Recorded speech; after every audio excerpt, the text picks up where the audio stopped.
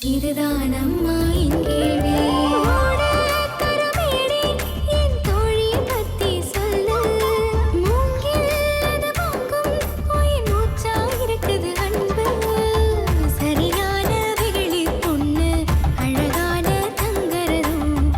அவ மனசு ஈரமண்ணு குலமெல்லாம் சொல்லிக் கொடு. ஆலமரமே ஆலமரமே அவளுக்கு நீ ஒரு ஊஞ்சல் கொடு. வாழ மரமா தோழி இருக்கா காத்தே அவளை நீ வாழ்த்தி விடு.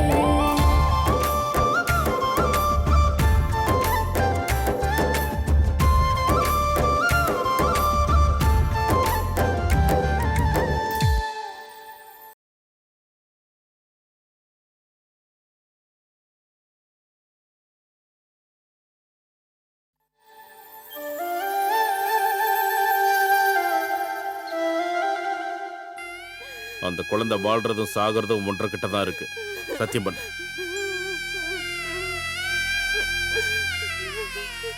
பண்ணுன்னு சொல்றேன்ல, பண்ணு.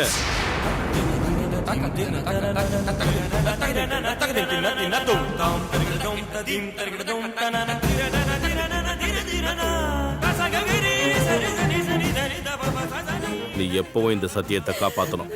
இல்லனா எப்ப வேணாலும் போய் அந்த குழந்தைய கொன்றுவேன். அப்பா, இனி ஒரு தடவை அந்த வார்த்தையை சொல்லாதீங்கப்பா. என் சத்தியத்தை நான் காப்பாத்துறேன்ப்பா. அப்பா, என்ற குழந்தைய கூட்டு போறதுக்கு முன்னாடி ஒரே ஒரு தடவை என்ற கண்ணை காட்டுங்கப்பா. நான் பார்க்கணும்ப்பா.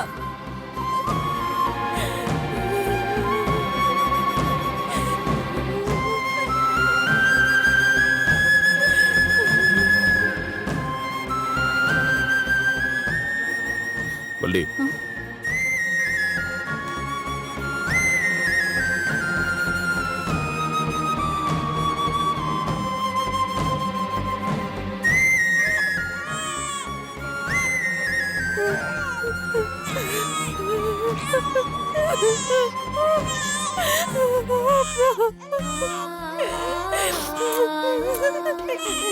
நானுன்ற அம்மா.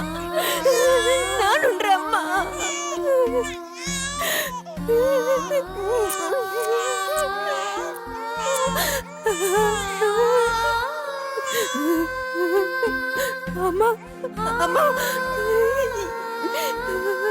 அம்மா, என்ற குழந்தை. அம்மா, அம்மா, இங்க பாரு. கண்ணு அழகா இருக்குல்ல? அம்மா, மூக்கு பாரு. மூக்கு ஒன்றரை மூக்கு மாதிரியே இருக்கு. அப்பா, அப்பா சிரிக்கும் போது ஒன்றரை சிரிப்பு மாதிரி இருக்குப்பா. போதும், கொண்டா கொடு. அப்பா, அப்பா, கொடுங்கறல. போதும், கொடு. கொடு. வேண்டாங்க. கொடுமா. சொன்னா கேளு. கொடு. கொடுங்கறல. கொடுமா. வள்ளி, புரியல. கொடுமா. கொடுங்கறல. கொடு. விடு. விடு. விடுங்கறல.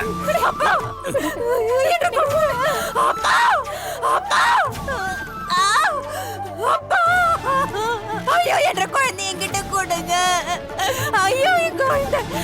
அம்மா, என்ற குழந்தை. ஐயோ, என்ற நிலைமை வேற இந்த பொண்ணுக்கு வரக்கூடாது சாமி. அப்பா, என்ற குழந்தை என்கிட்ட கொடுங்க. அப்பா, அப்பா, என்ற குழந்தை கொடுங்கப்பா. அப்பா, குழந்தை கொடுங்க. அப்பா, அப்பா, அப்பா.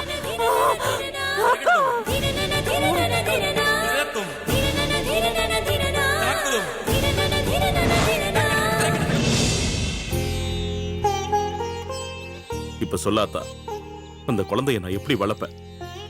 அந்த குழந்தைய நான் அங்க வச்சிருந்தா என்ற மகளோட எதிர்காலம் என்ன ஆகும்? என் பொண்ணுக்கு ஒரு வாழ்க்கையை உண்டாக்கி கொடுக்க வேண்டியது என் கடமை இல்லையா? என் பொண்ணுகிட்ட குழந்தைய கொன்னுடுவேன்னு மிரட்டினதுனாலதான் இன்னொரு கல்யாணத்துக்கே அவ சம்மதிச்சா. அவளுக்கு செஞ்சு கொடுத்த சத்தியத்தின்படிதான் குழந்தைய உசுரோடு கொண்டு வந்து ரோட்ல வச்சுட்டு போனேன். இது தப்பாத்தா? தப்பா நான் கேக்குறேன். உன்ற பொண்ணு எவங்கிட்டே போய் தப்பு பண்ணதுக்கு பச்சை குழந்தை கொல்ல பார்த்திருக்கிறிய. அதுக்கு பதிலா தப்பு பண்ண உன்ற பொண்ணை கொண்டிருக்கலாமே. என்ன பாக்கற? எவனுக்கோ பிறந்த குழந்தைக்காக என்ற பொண்ணை எதுக்கு சாகடிக்கணும்? அப்பா அந்த குழந்தை சாகணும் தானே கொண்டு வந்து போட்டேன். இப்ப அந்த குழந்தை கிடைச்சா என்ன செய்வேன்? கூட்டிட்டு போய் வளர்ப்பையாக்கு. டேய், நான் வளர்க்கறேன்னா என்ன பண்றேன்? உனக்கு எதுக்கு? குழந்தை எங்க இருக்குதுன்னு மட்டும் சொல்லு. அந்த குழந்தை இந்த ஊர்ல இல்ல, வேற ஒரு ஊர்ல வளர்ந்துட்டு இருக்கிறேன். அந்த ஊரையும் இடத்தையும் எங்கன்னு சொல்லு, நான் போய் பாத்துக்கிறேன். அப்பவே கொல்லணும்னு நினைச்சவனே இப்ப கிடைச்சாலும் கொல்லத்தான் செய்வேன். ஏய் கிளவி, நானும் பொறுமையா கேட்டுக்கிட்டு இருக்கேன். மறைச்சு வச்சிருக்கிற பொண்ணு எங்கன்னு சொல்ல மாட்டியா? மிரட்டி கேட்டா சொல்லிருவனா? நீ இப்ப சொல்லலனா அதுக்கப்புறம் ரொம்ப அவஸ்தைப்படுவேன். நீ கேக்குறதுன்னு சொல்லி ஆள் சரியில்லைன்னு தெரிஞ்சுட்ட. எமச்சாலும் என்கிட்ட உண்மை வாங்க முடியாது. இப்ப சொல்ல போறியா இல்லையா? சொல்ல முடியாது. சொல்லாட்டி என்ன பண்ணுவ? உன்னால முடிஞ்சதை பாரு. ஆருக்கு நான் பயப்பட மாட்டேன். ஏய் கிளவி, வயசான கிளவியை வச்சிருந்தா பாவம் இவ்வளவு நேரம் நான் பொறுமையா இருக்கேன். நீ அசர மாட்ட போல இருக்க. உன்னை அப்படியே கழுத்து நெரிச்சு கொல்லு, நல்லா கொல்லு. உன்னால முடிஞ்சா கொண்டுக்கோ. ஆனா நீ என்னை கொல்ல மாட்ட. ஏன் தெரியுமா? என்னை கொன்னேன்னா அந்த பொண்ணு எங்க இருக்கிறாங்கிற உண்மை உனக்கு தெரியாமே போயிரு. ஏய் கிளவி, என்கிட்ட உண்மையை சொல்றதுக்கு உனக்கு என்ன நஷ்டம்? சொல்றதால உனக்கு என்ன லாபம்னு எனக்கு தெரியும். குழந்தை உன்ற வீடு தேடி வந்தா உன்ற பொண்ணு வாழ்க்கையில பிரச்சனை யாரும் நீ பயப்படுற. சொல்லிட்டா அந்த குழந்தை வாழ்க்கையில பிரச்சனை யாரும் நான் பயப்படுறேன். என்னால அந்த குழந்தைக்கு எந்த ஆபத்தும் வராதுன்னு நான் உனக்கு வாக்கு கொடுக்குறேன். எந்த ஆபத்தும் இல்லாம தான் அந்த குழந்தை வளர்ந்துட்டு இருக்குது. அது அப்படியே இருந்துட்டு போகட்டு. உன்ற சோழியர் மாதிரி பார்த்துட்டு போ. இங்க பாரு, நீ எவ்வளவுதான் மறைச்சு வச்சாலும் என்னால கண்டுபிடிச்சிட முடியும். தமிழ்நாட்டுல மொத்தம் எத்தனை அனாதை இல்லங்கள் இருக்குதோ அத்தனை இல்லத்திலையும் போய் தேடுவேன். சரி, பொண்ணு எங்க இருக்குன்னு தான் சொல்ல மாட்டேங்கிற. பொண்ணோட பேரையாச்சும் சொல்லு. நீ ஒரு கொலகார பாவி. 14 வருஷமா வாழ்ந்த குழந்தைய நீ ஏதாவது பண்ணிருவ. கேள்வி மேல கேள்வி கேட்க அவ காத்துக்கிட்டு இருக்கா. அவ உன் வீடு தேடி வருவா. எப்ப வருவா, எப்படி வருவான்னு தெரியாது. ஆனா அவ வர வேண்டிய நேரத்துல வருவா. ஏய் ஏய் கிளம்பி. கெஞ்சியும் பார்த்துட்டேன், மிரட்டியும் பார்த்துட்டேன், நீ பண்ணிய மாட்டேங்கிற. அவ எங்க இருக்கான்னு கண்டுபிடிச்சு அவளை தூக்கிட்டு தானே போறேன். அது உன் கனவுலையும் நினைக்காத. என்னை பொறுத்த வரைக்கும் அவ சாமியோட குழந்தை. உன்னால அவ பக்கத்துல கூட நெருங்க முடியாது. ஏய் கிளம்பி. உன்னை என்ன செஞ்சா தகோ? நான் ஒண்ணும் பண்ண மாட்டேன்னு படிச்சு சொல்றேன்ல, என்ன நம்ப. உன்ற மேல நம்பிக்கை இருந்தா நீ கேட்டது நான் சொல்லியிருப்பேன். என்கிட்ட நீ பொழுதன்னைக்கு கேட்டாலும் உண்மையை சொல்ல மாட்டேன். நீ போய் உன்ற சொல்லி பாரு. தாத்தா, உன்கிட்ட நான் கோவத்துல ஏதாவது பேசியிருந்தா அதை மனசுல வச்சுக்காத. செஞ்ச பாவத்துக்கு பிராய்ச்சித்தம் தேடிக்கலான்னு தான் குழந்தை இருக்கிற இடத்த கேட்கிறேன். ஒரு தடவை செஞ்ச தப்ப இன்னொரு தடவை நான் செய்ய மாட்டேன். கடைசியா ஒரு தடவை கேட்கிறேன், குழந்தை எங்க இருக்குன்னு சொல்லாத்தா. நானும் கடைசியாத்தான் சொல்றேன். நீ சாந்தமா கேட்டாலும் சரி, என்ற குறவழி புடிச்சு கேட்டாலும் சரி, என்ற மனசை ஆறாலையும் மாத்த முடியாது.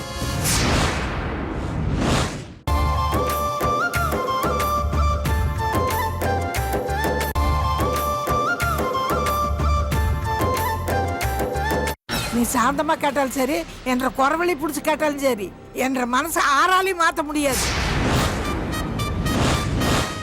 உன்ற மொத்த கதையும் கேட்டதுக்கு அப்புறம் உன்ற புத்தி என்னன்னு எனக்கு தெரிஞ்சு போச்சு. ஆறுனே தெரியாம எங்க வளர்ந்துட்டு இருக்கிற பிள்ளைய நான் காட்டி கொடுத்து அவ வாழ்க்கையை நான் நாசம் பண்ண மாட்டேன். என்ற வீட்டுக்கு வந்து கேள்வி கேட்பான்னு சொல்றீங்க. அவ எதுக்காக வரணும்?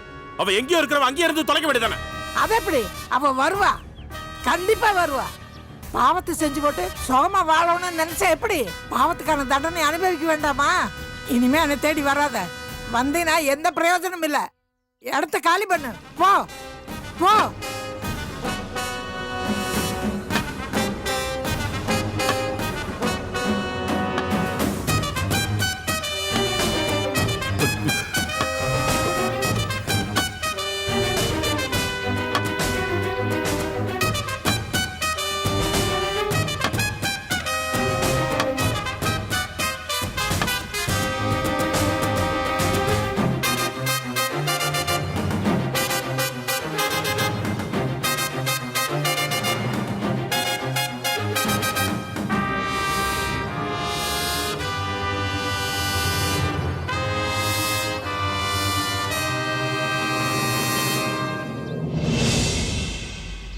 போ போ.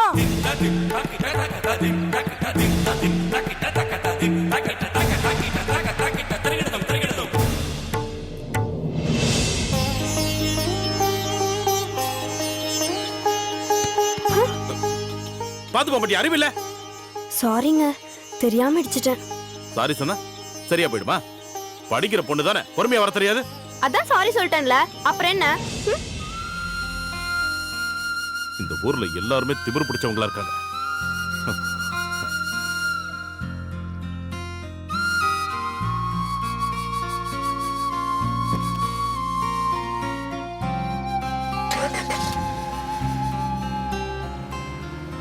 வந்துட்டா பொண்ணை தேடிட்டு. என்ற கண்ணில் மட்டும் படாம இருந்திருந்தா இந்நேரம் எந்த வண்டி ஏறி என்ன இருக்குமோ. யாரு கண்டா பிராய்ச்சித்தம் தேடுறானம்மா, பிராய்ச்சித்தம். புறம்போக்கு பையன். அப்பத்தா என்ன தனியா பேசிட்டு இருக்க? வந்துட்டியா கண்ணு? ஒன்றும் இல்லை கண்ணு, சும்மா ஒருத்தன் ஒரு ஆளை தேடிட்டு வந்தான். தெரியாதுன்னு சொன்னதுக்கு பம்பா ஏதாவது பேசிட்டு போறான் கண்ணு.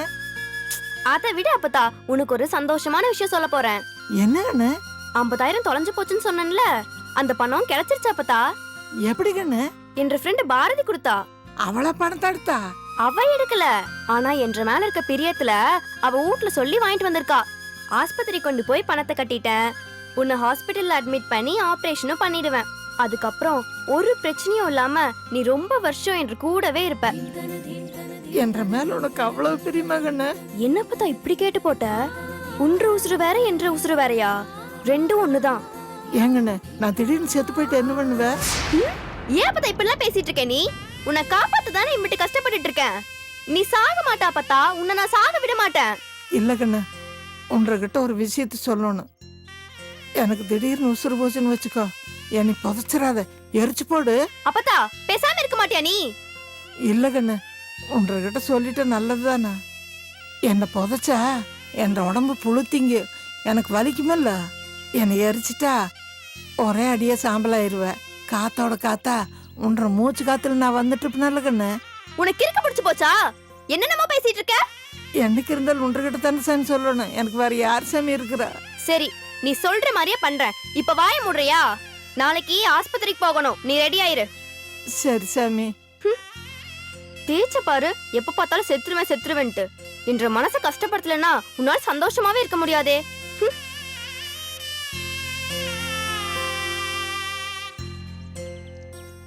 எனக்கு மட்டும் ஒன்று விட்டுட்டு போகணும்னு ஆசையா? பல வருஷம் உங்க கூடயே வாழணும்னு தானே ஆசை. ஆனா விதி என்ன பண்ணுமா?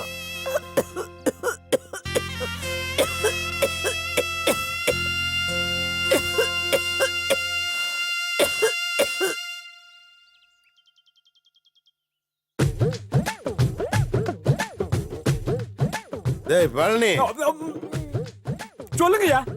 என்றா அது காய சாப்பிட்டுட்டு இருக்க, பழுக்கிற வரைக்கும் பொறுக்க முடியாதா? சரி, இன்னைக்கு தேங்காய் லோடு ஏத்துனாங்கல்ல, எத்தனை லோடு ஏத்துனாங்க? ஐயா அது வந்துங்கய்யா, எத்தனை லோடுன்னு சரியா தெரியாதுங்கய்யா.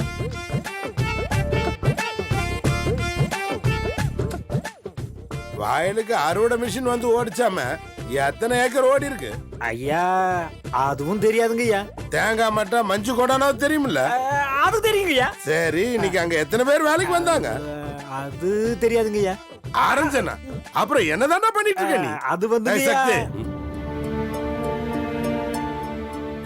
என்னங்கப்பா? எங்கடா போயிட்டு வர? எங்கேயோ போறேன், எங்கேயோ வரேன். ஏன் அதுவும் போக கூடாதா? அதுக்கு ஏதாவது கண்டிஷன் போட்டிருக்கீங்களா? நான் ஒண்ணு கேட்டா நீ ஒண்ணு சொல்ற. அங்கேயும் சுத்தாம பண்ணையத்துல என்ன நடக்குதுன்னு பாக்கலாம்ல.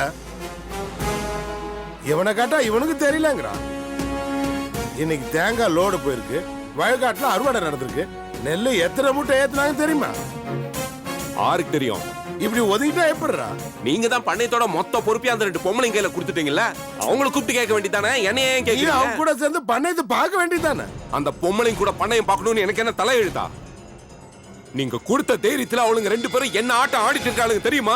என்ன திமிரா பேசுறாளுங்கன்னு தெரியுமா? என்ற தோப்புக்குள்ள நான் போறதுக்கு அவளுங்க கிட்ட பர்மிஷன் கேட்கணுமாமே? என் நிலைமைய பாத்தீங்களா? இதெல்லாம் எனக்கு தேவையா? நீ அப்படிதான்டா பண்ணிட்டு இருக்க. தோப்புக்குள்ள போய் குடிச்சிட்டு இருக்க. குடிக்கிறாமலே எந்த பொம்பளைக்கு தானே பிடிக்கும்? நான் குடிக்கிறதுக்கு காரணமே அந்த பொம்பளைங்க தாங்க. நீங்க செஞ்ச காரியத்தினால என்ற மனசு ஆற மாட்டேங்குங்க.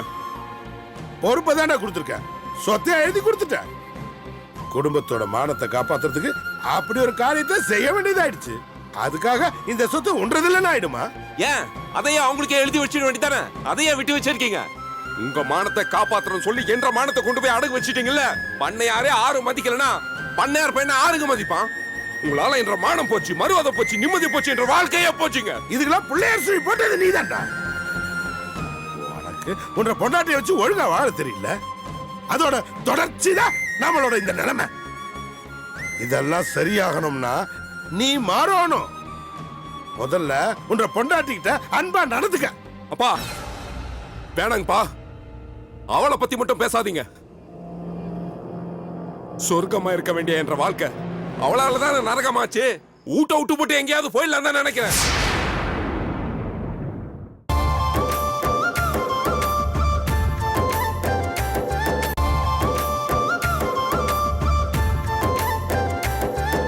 என்ற மேல பாசம் காட்ட என்ற பொண்ணு இருக்க, அவளுக்காக தான் நான் இந்த வீட்டுல வாழ்ந்துட்டு இருக்கேன்.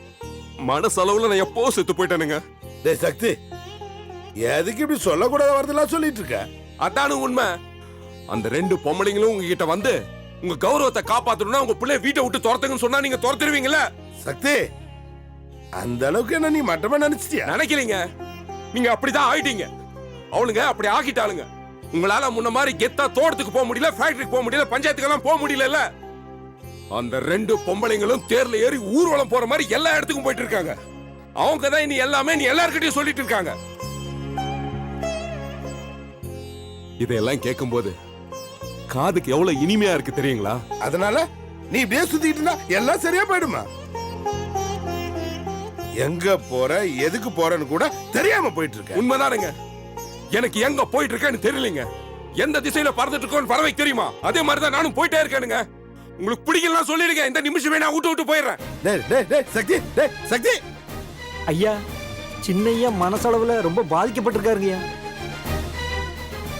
என்னடா பண்றது? கூட்டி கழிச்சு பார்த்தா தப்பு ரெண்டு பக்கம் தான் இருக்கு. நான் விருப்பப்பட்ட அவங்க கையில பொறுப்பா கொடுத்தேன். விதி கொடுக்க வச்சது, கொடுத்து போட்டேன். ஏய் பழனி, நிக்காம ஓடுறவங்க எங்கேயாவது ஒரு இடத்துல நின்னுதாண்டா ஆகணும். அந்த மாதிரி இந்த பொம்பளைங்களுக்கு ஒரு நேரம் வரும். என்ற வயசுக்கு நிறைய பார்த்து போட்டேன்டா. சக்திக்கு என்ற மேல கோவம். நான் எதுக்கா இதை செஞ்சேங்கன்னு இப்ப அவனுக்கு புரியாது. ஏன்னா அவன்ற வயசு அப்படி. அவனுக்கு புரியணும்னா அவனுக்கு என்ற வயசு ஆகணும். கண்ணால என்னெல்லாம் பார்க்கணும்னு இருக்கோ அத்தனையும் பார்த்துடலாம். ஏய், குடிக்கிறதுக்கு கொஞ்சம் தண்ணி கொண்டு இந்த கொண்டு வரேனுங்க.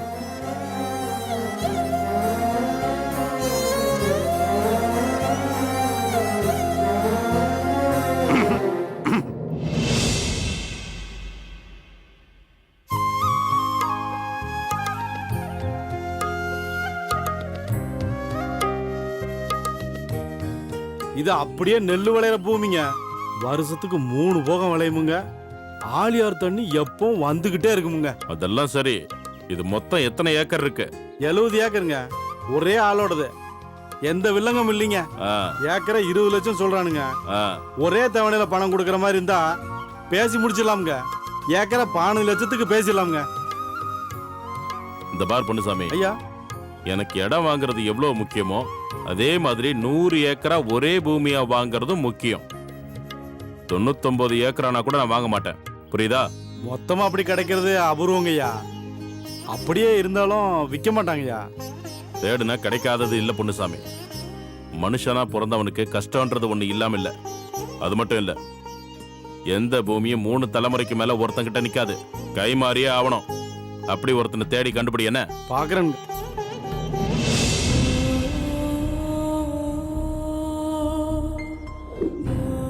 இன்னைக்கு ராத்திரி நீ இருக்கிற குடிசைக்கு தீ வச்சு கொளுத்து சொல்லி பண்ணையார் ஆட்களை ஏற்பாடு பண்ணிருக்காரு.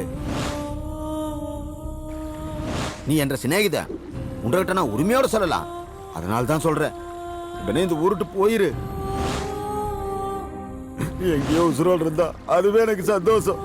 போ சூப்பே, போ, போய் நல்லா இருப்போ. போ சூப்பே.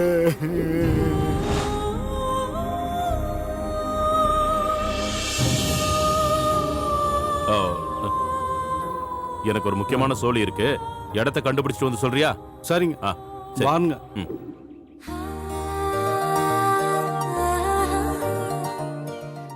வேளா,